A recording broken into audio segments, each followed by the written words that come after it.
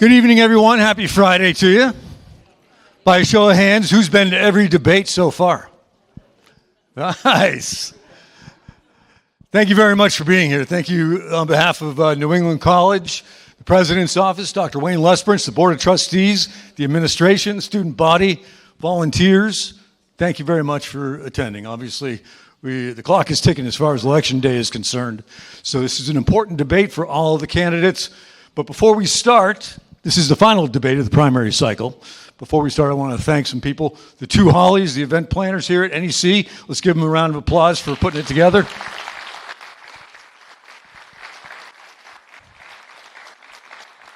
John Corbett, who's been the technical advisor. Outstanding job, John. Thank you. Greg Pepper, campus safety, making sure we get to and from our cars. And our panelists, we have Jeff Chittister, I got to say it right, Jeff Chittister from WFEA, Morning Update. Melanie Plenda from Granite State News Collaborative. And certainly not last or least, Kevin Landrigan from the Union Leader. I'm Josh McKelvin. I'll be your moderator this evening. No flash photography. Please silence your cell phones. You know the drill. It's about a 50-minute debate. We're going to get started in just about 2 minutes. 2-minute warning to the candidates. Any questions? Also, thank you to the student reporters, by the way, from the New Englander. They've asked a question at every debate. And our timekeeper volunteers, because that's a tough job, isn't it? You know, counting it down, getting the sign up. I'm over there telling you, put it higher. Candidates are giving you dirty looks.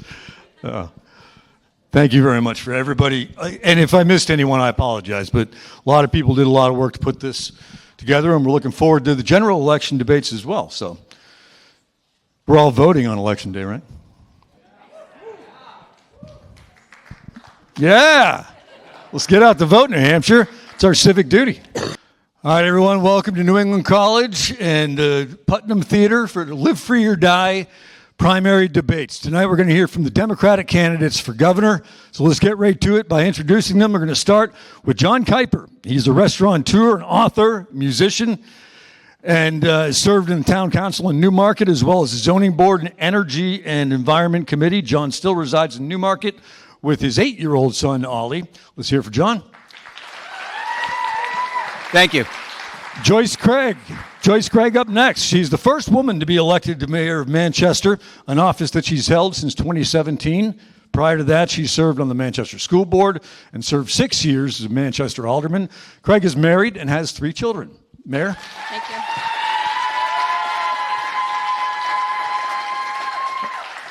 And last but not least, Cindy Warmington was elected to the Executive Council in 2020 and is the only Democrat on that council, as a matter of fact. She is a healthcare attorney by trade, has served on several boards related to mental and behavioral health. Cindy lives in Concord with her husband and has 2 children and 4 grandchildren. Welcome, Cindy.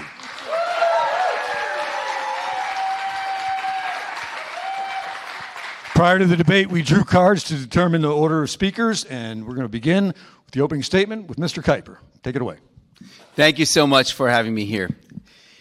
You know, I've lived in New Hampshire my whole life, and I have seen over the last 8 years the Republicans win the gubernatorial race, 4 times. And frankly, I got into this race because I'm tired of losing. And I know what it's going to take to win, and it's pretty simple. We've got to win over independent voters. Okay, we don't have enough Democrats to win. And if you look at the last time Donald Trump was on the ballot in 2020, the Republicans got 65% of the vote. So we are going to have to win over some people who voted for Sununu. Okay, this is a fact. We don't have the numbers to do this alone. We're going to have to win those folks over. And coincidentally enough, yesterday morning after our other debate, Governor Sununu endorsed me. Believe it or not, he did. He called into a conservative radio show and said, I'm excited for John Kuiper. And he said, I'm not even joking, Chris Sununu said that if he was a Democrat, he would vote for me. So I can win Republicans, I can win independents, and I can beat Kelly out. Thank you. Thank you, Mr. Kuiper. Appreciate that. I should have said this earlier. Let's hold our applause until the end of the opening statements and then at the end of the debate so we can have more time. Mayor Craig, 60 seconds for your opening statement, please. Thank you, Josh, and thank you, New England College, for hosting us this evening. You know, we live in a state that is brimming with potential, and I'm running for governor to strengthen our local communities and ensure that residents throughout our state have the opportunity to succeed. Earlier this week, you heard Kelly Ayotte's vision for our state, a vision where the most wealthy like herself get ahead and everyone else is left behind. Tonight, you'll hear a different vision, my vision, one where we support our local communities, where we decrease costs for housing and energy, we strengthen our public schools, and we protect reproductive freedom. I have the executive experience. I understand the challenges that our local communities are facing and how our state should be better supporting us. And I have a track record for getting things done. And that's what I'll bring to the governor's office. Thank you for having us, and I look forward to the conversation this evening. Thank you, ma'am. Appreciate that. Up next, take 60 seconds, Cindy Warmington. Sure. We are also fortunate to live in such an amazing state. But we have real problems in this state, a housing crisis that has left us 60,000 units behind, an attack on reproductive freedom, and an assault on our public schools. We need a governor that will see things through the lens of the working families of our state. A lot of families are having difficulty making ends meet. I know what that's like. When I was young, my family went bankrupt. I had to go to work at 15, and at 17 was financially on my own. I know how difficult it is for working families in our state. That's why as executive counselor, I've always fought to lower the cost of childcare, of housing, and energy. And as governor, I will make sure that we live in a state where we protect reproductive freedom, protect our public schools, and make sure that we are building an affordable future for the working families of our state. Thank you, candidates. Appreciate your opening statements. Get it out of your system. Okay. Now we're going to go to the Q&A. We're going to start with our questions from panelists, and then we're going to start with Jeff Chittister.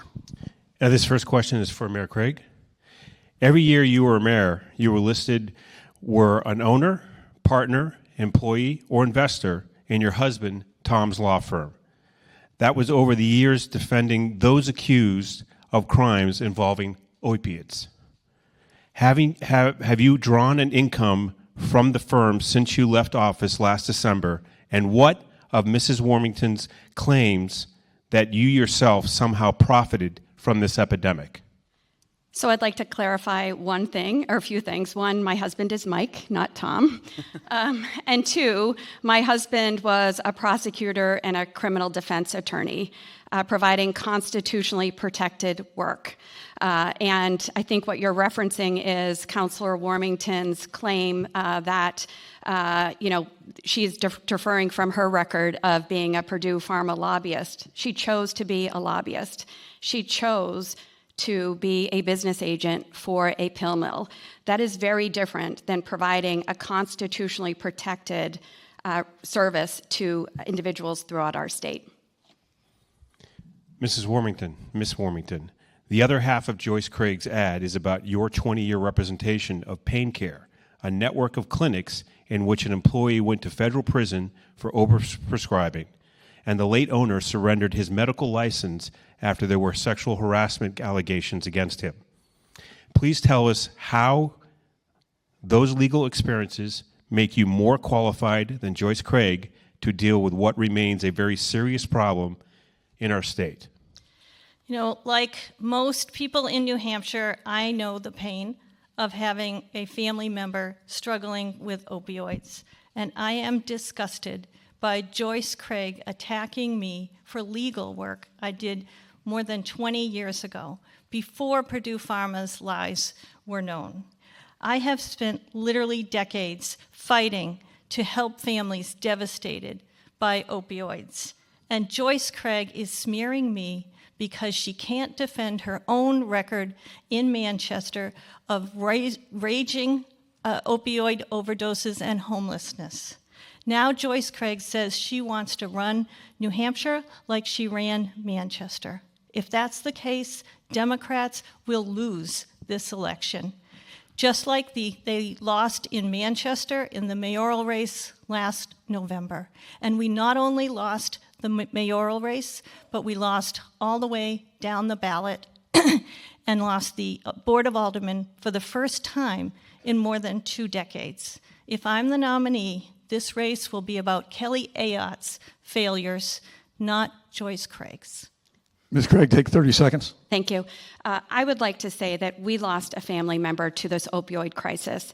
I know what it feels, and I have spent my entire career addressing this opioid crisis, implementing evidence-based programs to help people get the services they need and save lives. And during my term as mayor, we have seen a 20% decrease in opioid overdoses. My opponent is bringing my husband into this election because she can't stand by her full record. I stand by my record, and I know the challenges that our local communities are facing when it comes to opioids, and we need a governor who is 100% committed to tackling this challenge and saving lives. Thank you, ma'am. Mr. Kuiper, you're in a... Excuse me, I think I have a rebuttal. Take 30 seconds, and then we have to move on. Sure. Joyce Craig is attacking me. First of all, I just want to say that every year Joyce Craig was in office, she signed a sworn statement saying that she personally, not her husband, had a financial interest in the law firm that was defending drug traffickers and putting opioids and cocaine and fentanyl on the streets of Manchester.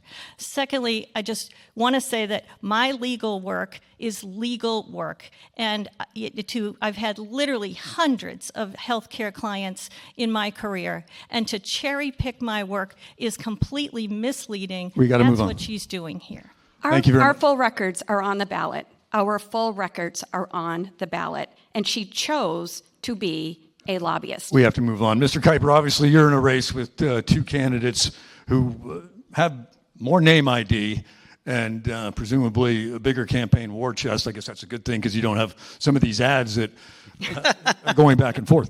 But how do you intend to break through all this noise, and how do you convince a voter that their vote is more than a protest vote? You know, I've got a lot of good ideas for the state of New Hampshire. And after the last debate on WMUR, I had a lot of people contact me and they said, you know, while we watched them fight, we saw you present actual ideas for housing and for how we can move our state forward. And I'm focused on solutions, and I'm focused on bipartisan solutions. And, you know, the fact that I don't have a lot of endorsements is actually a good thing, because you know who did have a lot of endorsements? Tom Sherman, Dan Feltus, Molly Kelly, and Colin Van Ostren, and they all lost. And it is my opinion that the Democratic establishment is not good at picking candidates for the general election in New Hampshire. Thank you. Thank you very much. Let's go back to our panel. Next question is coming from Kevin Landrigan. Thanks, Josh. Seeing that all 3 of you support legalizing recreational marijuana, is there anything that would make the issue a deal breaker for you, such as legalizing homegrown, state monopoly control, or deregulating so much so that anybody could sell retail? Mr. Kuiper, you can begin. You know, the only thing that I really think we need to have in there is home grow. You know, the rest of it, there's a lot of details in terms of what the Republicans will actually allow through the Senate. And that's what we'll have to figure out depending on who wins this coming election. But homegrown is just a big deal for me. I feel that it's a natural occurring plant, and to have it legal and not allowed for people to grow in their backyards is wrong. Thank you. Councilor Warmington? Yes, I completely support the legalization of cannabis. I think the people of our state have spoken on this issue. They are currently being forced to travel over the borders to our neighboring states in order to purchase a product that for adult use that they would like to use. And we are losing that tax revenue and the economic opportunity for jobs from our state and to our neighboring states. So I completely support the legalization. The one thing that would be a deal breaker for me is if in any way this plan inhibits the ability of people to access medical marijuana, and we need to protect that market. We also need to make sure that we are protecting the safety of the product to make sure young people aren't inappropriately accessing the cannabis products. But otherwise, I'm going to work with the legislature to work out the best plan for implementation of the sale of cannabis in our state. Thank you, ma'am. Mayor Craig? Thank you. Yes, it is far past time to legalize cannabis in our state, as all of the neighboring states have legalized cannabis. And I do look forward to working with our legislature to make this happen. The model that I've been talking about in terms of supporting is more of a small business entrepreneurial model, where our New Hampshire small businesses will benefit, where our New Hampshire farmers will benefit, and making sure that the model that we put forward is beneficial to New Hampshire. And so that's one of the things that I will stand behind. I am supportive of medicinal, I am supportive of homegrown to a certain extent, and it has to be properly regulated and properly taxed, and I will look to have those taxes, that revenue, go toward our public schools and toward affordable housing. What about property tax relief? Could be. Property tax relief part of the plan with the revenue from recreational marijuana? It would not be enough money. Councilor Warmington? Yeah, we're going to work with the legislature on how this money is going to be spent, but housing and education are top priorities. Okay, fair enough. Thank you very much. Let's go back to the panel. Melanie Plenda from the Granite State News Collaborative. Let's start with Councilor Warmington. Okay, thank you very much. Both Mayor Craig and Councilor Warmington, you both oppose legislation Governor Sununu signed that nullifies someone's vote if they show up without identification to register and then fail within a week after the election to offer their proof of domicile. The law took effect in the 2022 election, and there seem to be very few examples of problems with that law. If elected, would you like to see legislation to get rid of it still, and why or why not?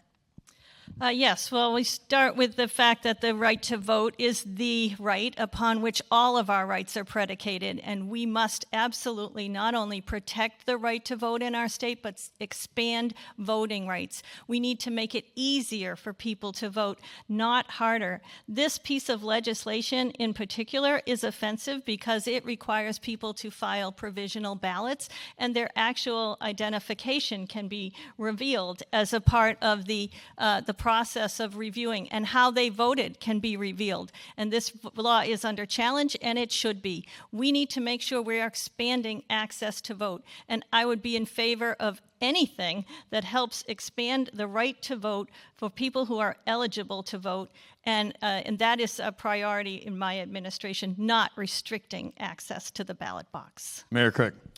Yes, I would work to repeal that. We have to be doing everything we can to encourage eligible voters to vote in the state of New Hampshire. And as mayor, that's exactly what I did. We updated old infrastructure when it came to our voting infrastructure. We translated voting information into multiple different languages. We provided free transportation, public transportation on election days. And we do need to work to expand opportunities for people to vote. I am supportive of automatic registration. I am supportive of no excuse absentee ballot. And as governor, I would put forward an independent redistricting committee so that we can make sure that our voters are electing our elected officials in this state and not the other way around. And Mr. Kuiper, same question. You know, I think we need to get as many people registered to vote as possible, and as many people voting and participating in democracy as is possible. And any ways that we can expand that and take down these barriers that the Republicans are trying to put up, I think we need to do that. I support online registering to vote, and registering to vote when you get your license. I think it's something that they've done in other states that's worked really well. And I think it's just really important that young people particularly know their rights and exercise those rights accordingly. Thank you. Is there any mechanism that you would support in which it would make sure that someone casting a ballot is qualified to do so, starting with you? I mean, certainly we need to do that, but I think when we look at the past, generally there's very few instances of voter fraud in this state and in this country, and frankly, when it has happened recently, it's been the Republicans that are doing it. Opportunity, Ms. Craig? What we have right now is working in our state. What we need to do is focus on making it easier for eligible voters to vote. Any other thoughts? Absolutely. Eligible voters need to vote, and we need to make it easier and the ballot box more accessible at every election. And this particular law that the governor signed needs to be repealed. Thank you, ma'am. All right, let's go down to our next question, and that's coming from our student reporter from the New Englander, New England College newspaper, NEC TV panelist Lauren Hall. Take it away. The Israel-Hamas conflict has sparked protests at college campuses across the country. Some of those demonstrations led to violence and arrests. When is it appropriate for the government to intervene with demonstrators? And as governor, how would you ensure campus safety while protecting the right to free speech? Start with you, Mayor Craig. So that is a very good question, and I think how you ended it is what we need to focus on, protecting safety while making sure that students have the right to speak. And in Manchester, it is something that I did work with our Manchester Police Department when we had protests in the city of Manchester. And what we did was we got together beforehand and communicated what the expectations were and worked together on these situations so they didn't end up as a conflict at the end of the day. And that's the same approach that I would take as governor, making sure we have open lines of communication, we understand where everyone stands, and we're doing everything we can to provide the protection and safety that we need to while allowing our students to have their right to voice their opinions. Mr. Kuiper. So during the protest at UNH, I actually went down there to sort of check it out. You know, there was a lot of conversation about anti-Semitism, so I went to see for myself. I didn't see for myself any anti-Semitism, and frankly, it was a bunch of people standing in a field, and not even really that many people. And anyone that felt threatened could easily just walk away. But it turned out later that the governor had actually deployed the state police before the protests had even begun. And he used the state police as a political tool. And I think that's wrong. I think that the UNH police are, and most college campus police are very good at dealing with drunken crowds of college kids. And these were not drunken people. These were sober people. So I think colleges can deal with protests, and they've done it before. And, you know, if you've ever won a hockey tournament in Durham, you know the police can handle a crowd. Oh, we're going to be winning a lot of football games soon. I know that. Let's go. Councilor Warmington, same question. Sure. Freedom of speech, of course, is a basic tenet of our democracy, and we may need to make sure that we are always protecting the right for people to express themselves, and that includes in public protest. And we need to protect the rights of those students to have their voices heard, but also we need to protect the safety of our communities at the same time. So it is a balance that we have to work towards and we have to achieve, but we need to work with our students and our colleges and universities with open lines of communication to make sure that we don't end up in the kind of situations that we saw earlier this year on college campuses. That is unfortunate, but we just need to make sure we are opening those lines of communication to protect free speech and public safety. Thank you very much, Lauren, for the question. Nice job. Thank you, candidates. AERP is the sponsor of the Live Free or Die debates. We want to thank them, but they've also conveyed a question that they'd like to ask the candidates. So I will be taking care of that. We're going to start with you, Mr. Kuiper. There's been some progress made when it comes to the reducing of drug costs for Medicare beneficiaries. But big drug companies are fighting those provisions, and thousands of people under the age of 65 are still in need of help. How will you reduce the cost or help reduce the cost of prescription drugs for Granite Staters as governor? That's a really good question. I'm going to be honest. I don't know that the governor can do that. We have in the state of New Hampshire a weak governor. They don't have a lot of power.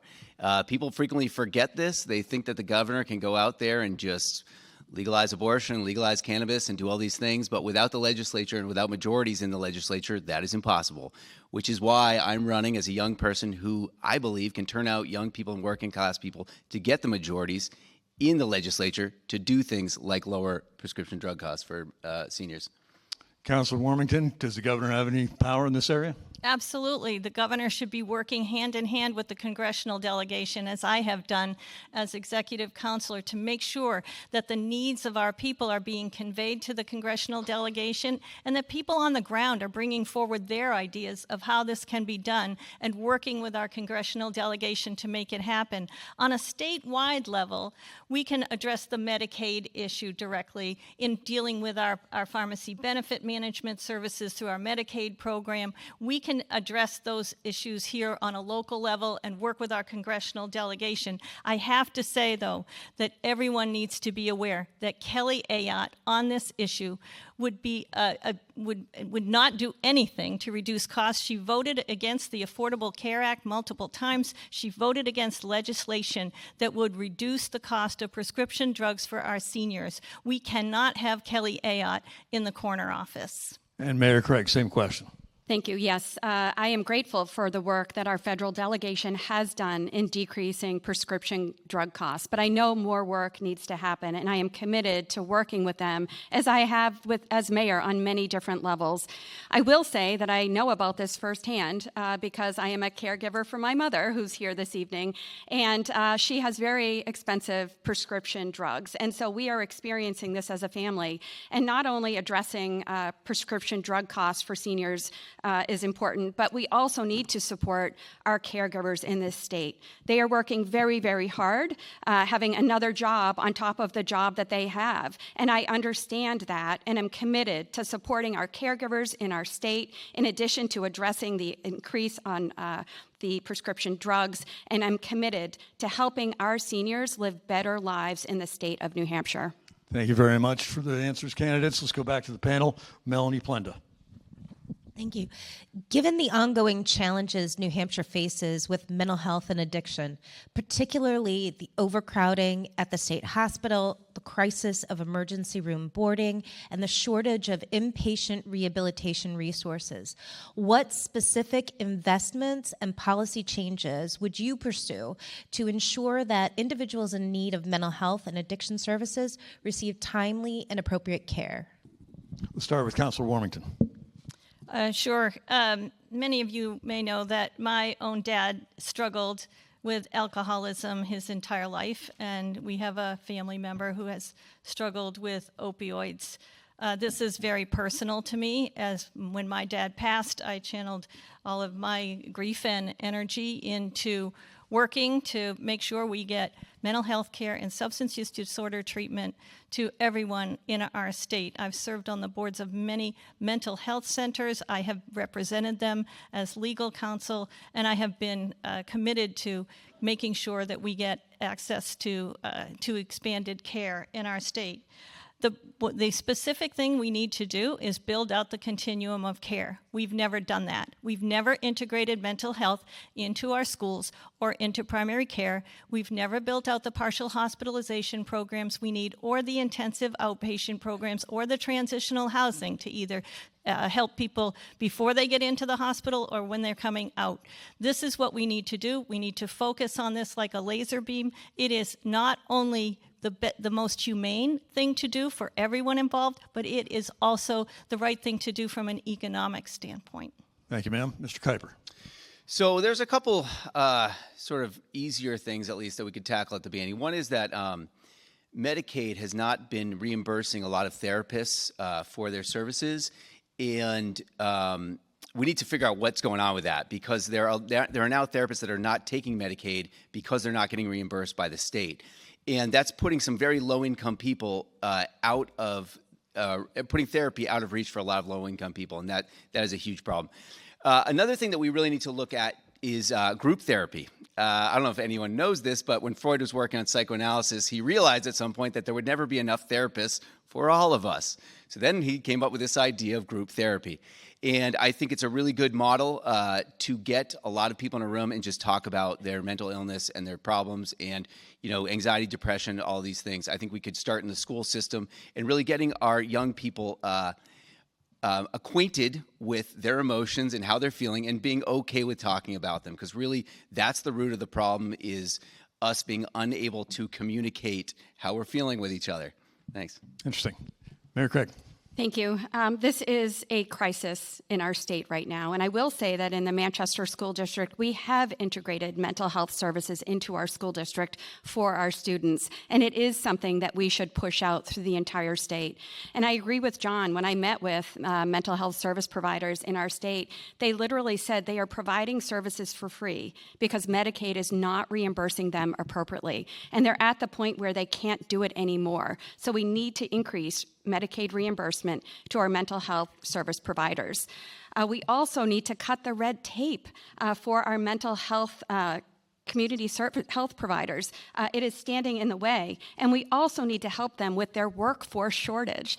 Thinking through the salaries are very low. College tuition reimbursement. We need to do everything we can to bring people or keep young people in the state of New Hampshire and make sure they are taking these jobs because they are critically necessary for residents in our state. Lastly, I would take a look at the doorway program that is in the state.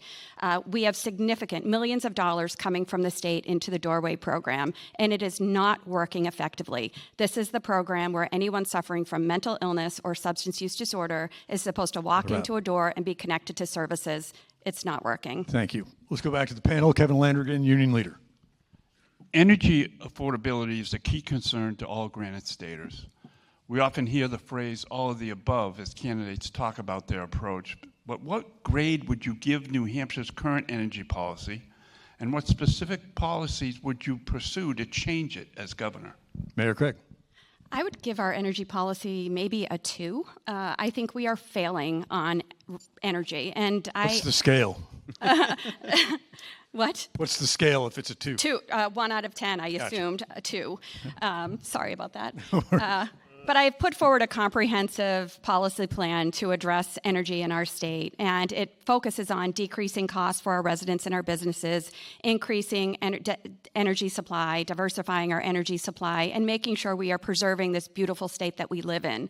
We have some of the highest energy costs and some of the worst energy efficiency programs, and we need to take that into consideration and promote those and boost those up and make sure that we are doing everything we can to save our residents money. We need to expand opportunities for residents when it comes to community power, looking at more solar, offshore wind. As mayor, I took this very seriously, and we built the largest municipal solar array in the state, and we saved carbon emissions. We conserved carbon emissions by 60%.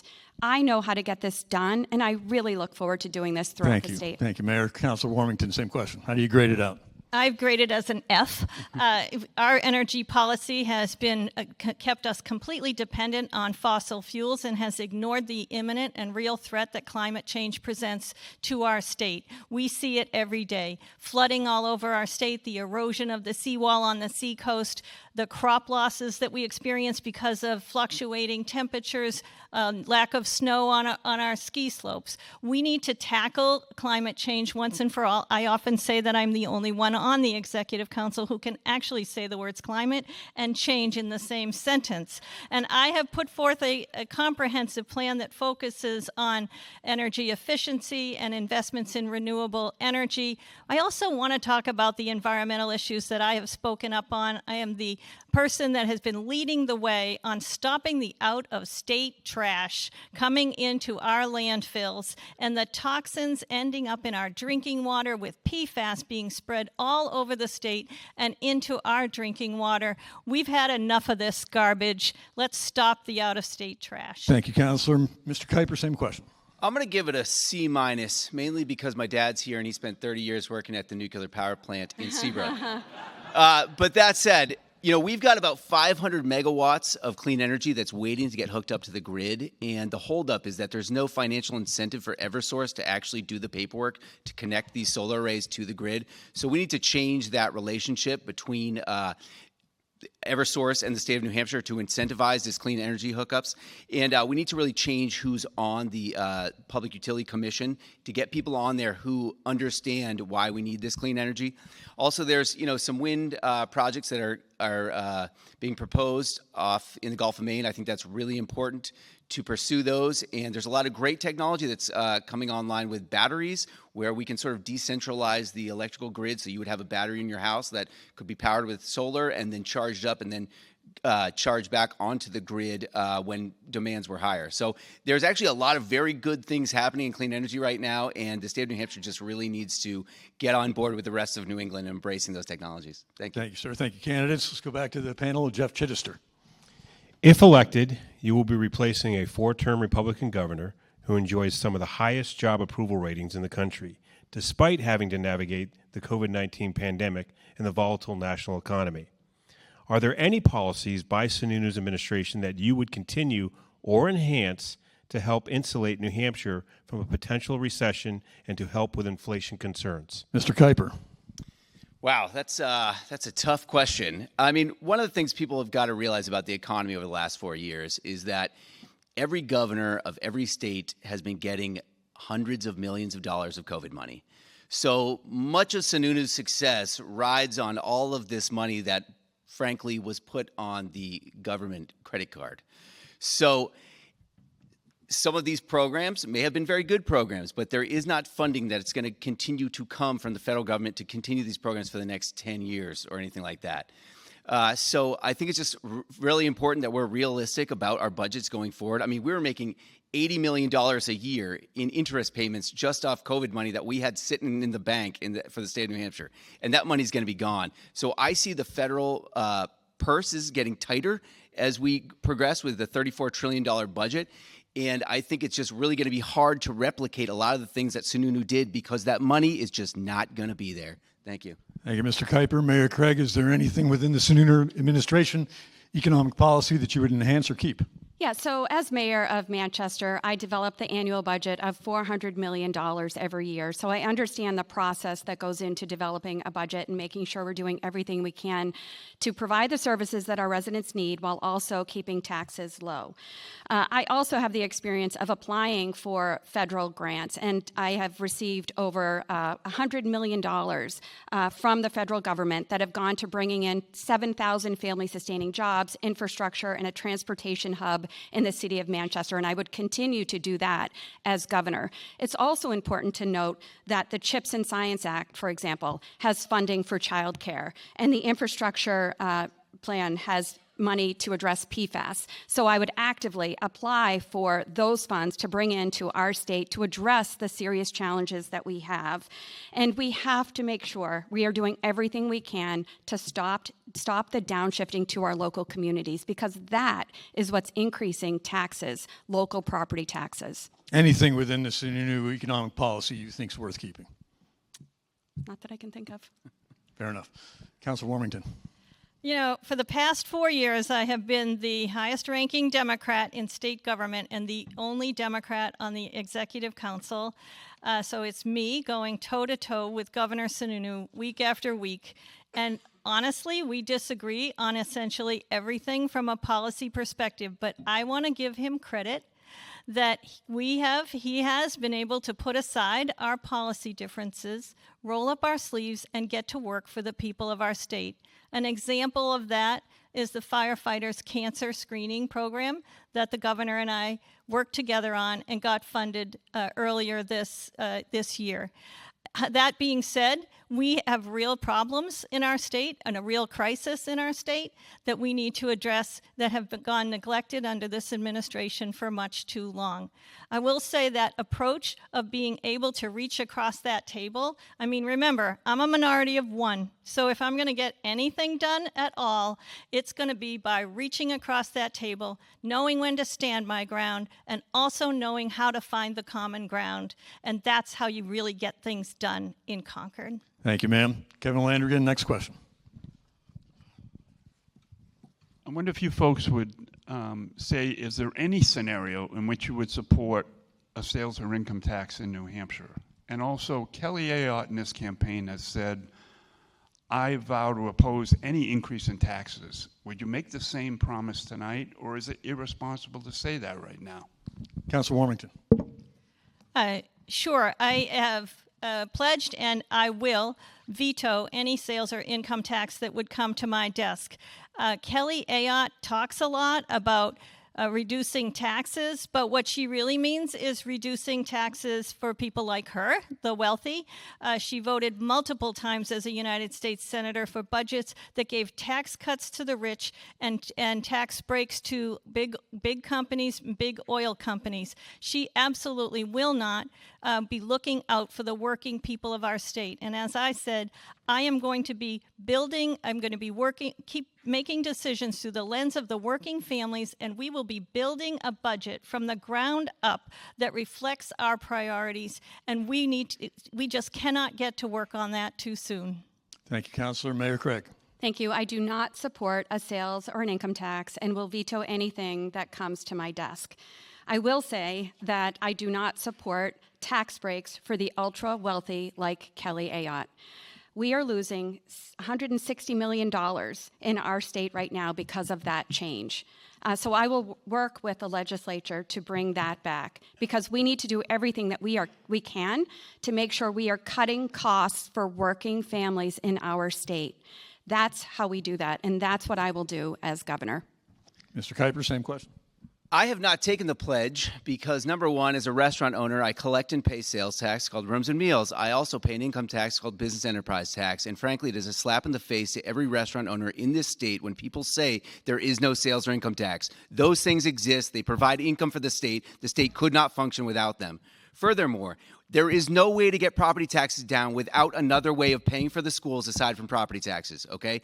And because of our heavy reliance on property taxes, towns and cities in New Hampshire have not wanted to build houses for families. So if we build a bunch of houses for families, the 60,000 units that they're going to mention very shortly, that is going to increase state property tax or local property taxes by over $1 billion. There are only 3 ways to fund the schools: income tax, sales tax, property tax. We tried property tax. The towns and cities had to pay it, rejected that. That leaves only 2 ways to do it: income tax or sales tax. There is no other way to fund the schools, okay? I have researched this extensively. So if we are going to solve the constitutional crisis with funding our schools, all 3 of these need to be on the table. Now, I'm not suggesting an income tax or sales tax, but I'll tell you, I think the people who rejected the statewide property tax might be more amenable to it if an income tax was on the table, and that's my plan. Thank you. You brought up the housing issue. Obviously, many people think there's a housing crisis. As governor, what would you do to address that? Well, like I said, it's going to be very difficult to solve the housing crisis without solving school funding and property taxes. Everyone's got to understand that. Those are all tied up. So, and this is what we're going to have to do for housing. What we do in this town is going to be different than what we do in Manchester to solve this problem. What we do in Newmarket is going to be different than Rochester. We need to try a bunch of different ideas. My simple ideas are they built a 40 or 50 tiny home subdivision in Dover. Really great idea. We need more of those, set up sort of like mobile home parks, but smaller little cottages, small units. Another thing that we need to do is legalize cannabis, sell it the same way that we sell liquor, and invest that money into housing. That would give us the funding that we need to build the type of housing that we need where we need it.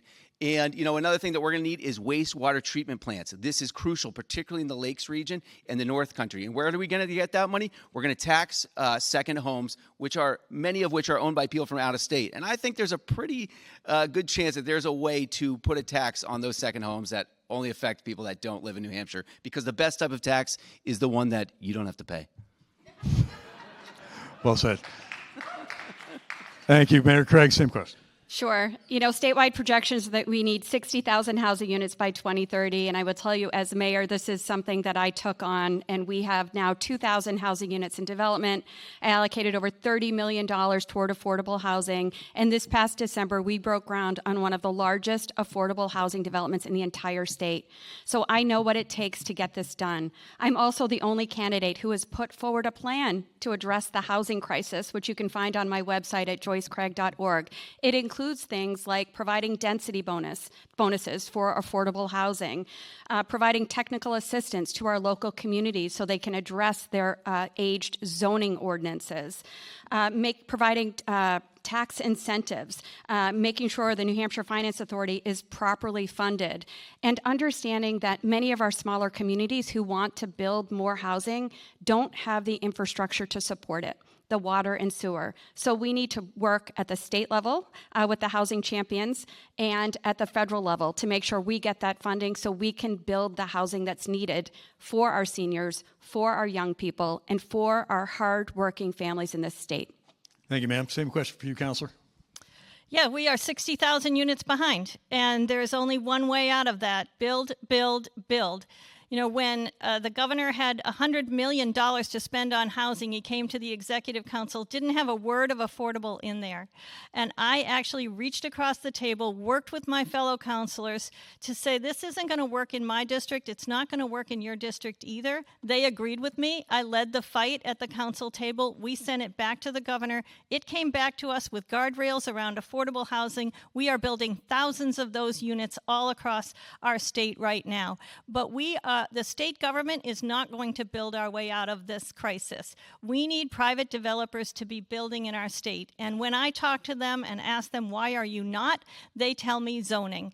We need to put the right appropriate incentives in place so that communities can make the changes to their zoning ordinances. Economic development money should be invested in communities that are willing to make the changes we need to accommodate the growth of our families. And we need to understand this is not a not on my backyard situation. This is the kids, our own kids are who we're keeping out of the backyard, and our grandkids and our teachers and our firefighters and our police officers. Thank you, ma'am.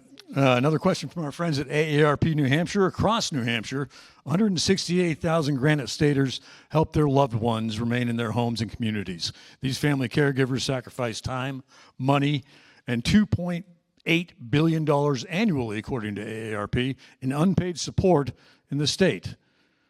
Mayor Craig, how will you help these family caregivers? Yeah, so I talked about this earlier. I actually am a caregiver, and so I understand what the caregivers are doing. It is a time commitment.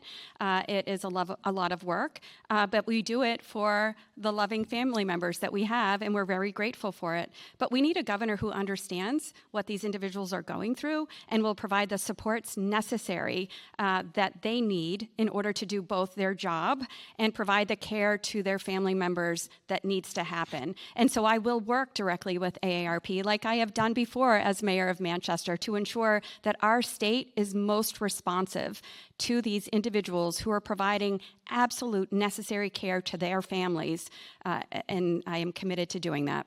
Councilor Warmington. Sure. I've been working with nonprofits my entire career to help deliver services to people that want to stay in their homes. There's so much that we do need to do in our society to help with this. We need to invest in the provision of services. And we have a program that compensates family members who can provide services. We need to look at that and expand on that where we can. We need to make sure that there are places that they can take their loved ones, maybe during the day, senior centers and whatnot, so that they can get a break. We need to make sure that we are recognizing how really difficult it is. You know, my brother suffered with early onset dementia, and his wife was his caregiver. I was a supportive hand to her, and then when she suddenly passed and I took over his care, I understood the challenges that she faced, and we need to make sure that we are supporting our caregivers. Thank you, ma'am. Mr. Kuiper, same question. You know, this is really important because the 65 and up demographic is the fastest demographic growing in New Hampshire right now. It grew 50% from 2011 to 2021. And, you know, one story that I heard a lot when I've gone out and talked to homeless people in New Hampshire is this story has come up multiple times, and I was frankly really surprised. But basically, people said, I was taking care of my mom. We were living in, you know, whatever house, you know, for a long time. And we were living off of, I was getting paid to, you know, take care of her. She died. The house went into probate. I'm now homeless because I've been out of the workforce for 10 years and I've spent, you know, the last 10 years taking care of my mother. So I think it's really important that we look at, you know, these root causes of homelessness and say, how can we help this person transition after the loved one is gone, either back into the working field or, you know, continuing to do that type of work for somebody else. But fundamentally, you know, if it's rental assistance or whatever it is, this is a big cause of homelessness, and we could really prevent that by addressing it earlier on. Thank you, sir. Appreciate it. We're just about out of time, but we have one more question coming from Melanie Plenda, and let's start with Councilor Warmington. According to Giffords Law Center, the rate of gun deaths in New Hampshire has increased by 57% in the last 10 years, compared to 36% nationally. Currently, there are no state licensing requirements for the possession of rifles, shotguns, or handguns. Do you think that needs to change, and what policies would you support? One of the most difficult things to hear on the campaign trail is from families, couples that are sending their children off to school for the first time, and they are afraid. This isn't a partisan issue. It's not just Democrats. It's everyone across the board. They recognize now that there is a real risk when they send their kids to school. Our kids are being subjected to active shooter drills. Our teachers are being subjected to that. We need comprehensive change in gun violence prevention. I've put forward a comprehensive plan to have common sense gun violence prevention measures like universal background checks and 3-day waiting periods, red flag rules, and the ban on the sale of military-style weapons. Kelly Ayotte was the only senator in New England who voted against universal background checks after 20 children were gunned down at Sandy Hook. Kelly Ayotte is wrong for New Hampshire. Mr. Kuiper, same question. You know, I think it's really important that we remember that that we live in one of the safest states in the country, and we have a very low rate of gun violence. And when it does happen, we need to look at the causes of that. You know, for instance, we had this murder that conquered the state hospital, and it's really important that we look at that and see what we can learn, such as integrating into the background check system people that are suffering from severe mental illness and people that are potentially going to be harmful to their partners. You know, statistically, these are the types of people that are most likely to be harmed by gun violence, and let's see what we can do to prevent that. Thank you. Thank you very much. And Mayor Craig. Thank you. This is extremely concerning, especially with the tragic events that just happened in Georgia, with school just starting. I will tell you, my kids grew up doing active shooter drills. My daughter is now a teacher in a public school, and she's teaching kids how to do active shooter drills. We have to do better in our state. We have to. I have put forward a comprehensive plan to address gun violence in New Hampshire. It includes universal background checks, red flag laws, preventing guns from being brought into schools. But I think it's important to note, as mayor, I took action even when we didn't have laws to do so. So we implemented the first gun violence prevention strategy in the city of Manchester. We invested in technology. You know, our teachers today in Manchester have an app on their phone, and if there's an emergency, they hit that and someone is there immediately.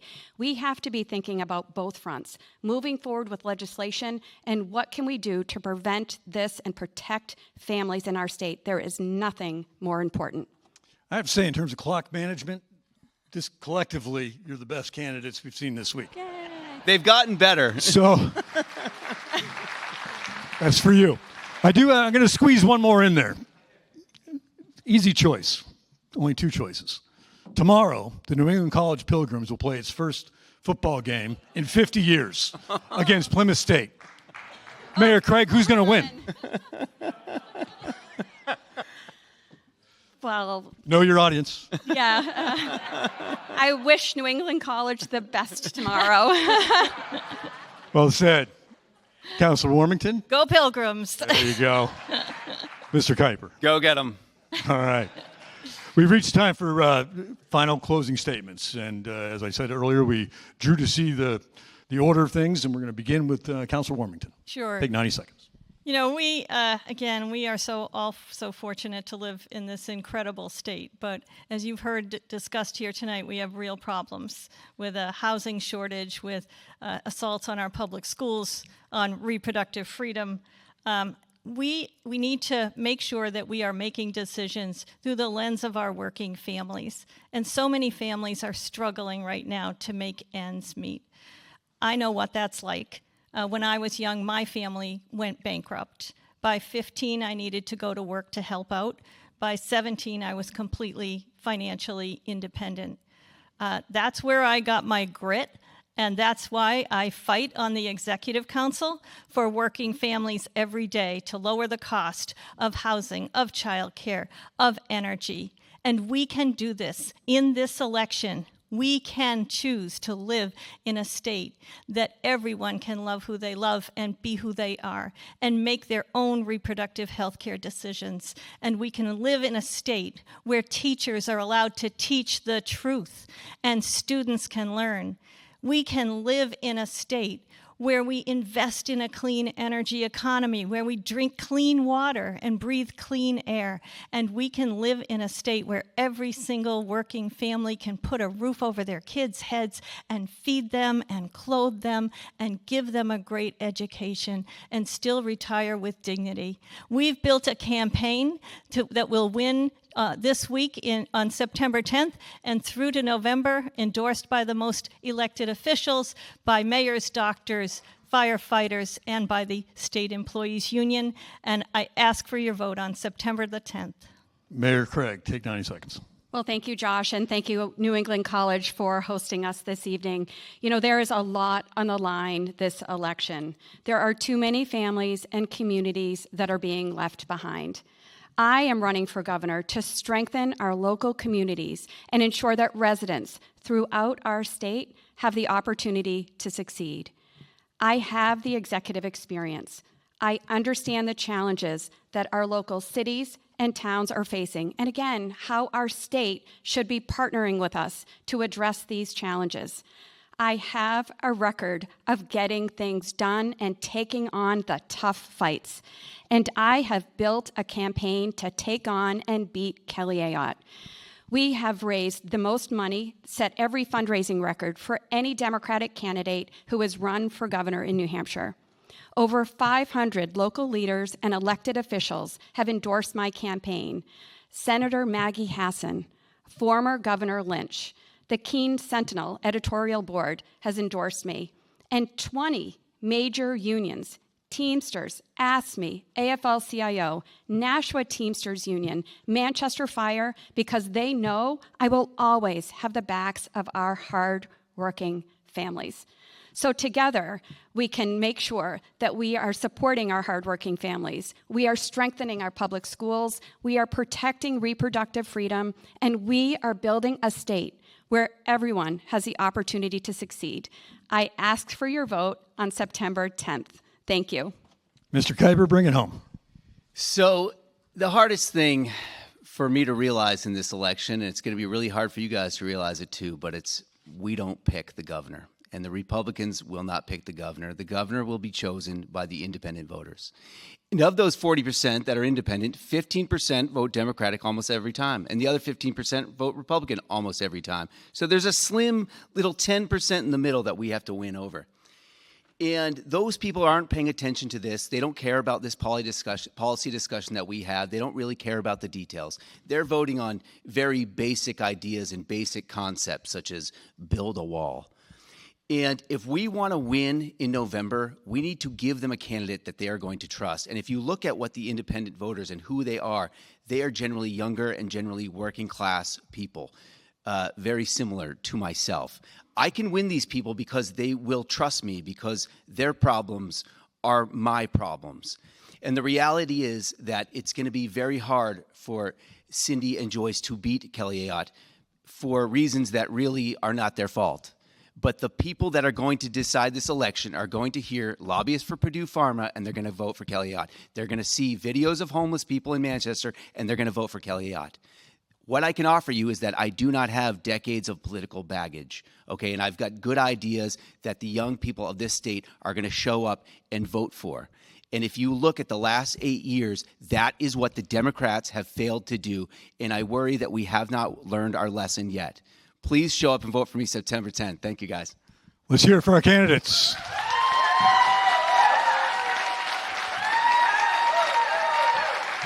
I want to thank all three of you for being here. It's certainly not easy. I want to thank you for running and for all that you're doing there. I know that's not easy. Best of luck to all of you on September 10th. Thank you very much to our panelists, our volunteers, our students. And we'll see you back here for the general election. Have a great evening. And thank you to AARP, of course.